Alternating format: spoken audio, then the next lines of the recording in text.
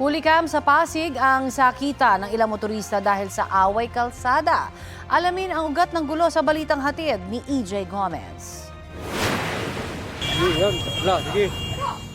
Nagsuntukan at nagsipaan ang dalawang babaeng sakay ng kotse at isang lalaking motorcycle rider sa Barangay Santa Lucia sa Pasig kahapon. Sinumukan silang awatin ng isang lalaking bumaba sa kotse.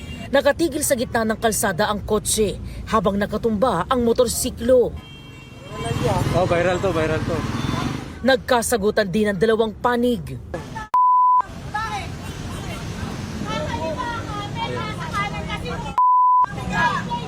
Ayon sa saksi, ang kotse ang nakabangga sa motorsiklo.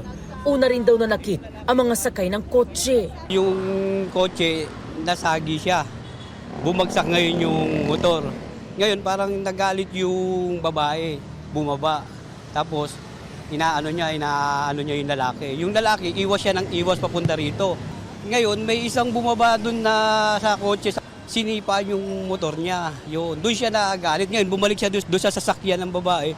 Sinuntok niya yung kotse. Pagka harap niya ng gano'n, yung babae nanalaki, sinuntok siya. Nireview ng Pasig City Traffic and Parking Management Office ang kuha ng CCTV.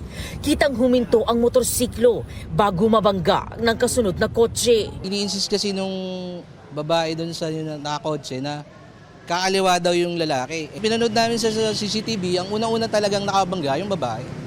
Yung kaya na nakapakaliwa yung motor, natumba siyang pakaliwa. Pero hindi. Kakanan talaga siya. Nai-report na sa Pasig City Police Vehicle Traffic Investigation Unit ang insidente. Ayon sa pulisya, nagkaareglo ang dalawang panig.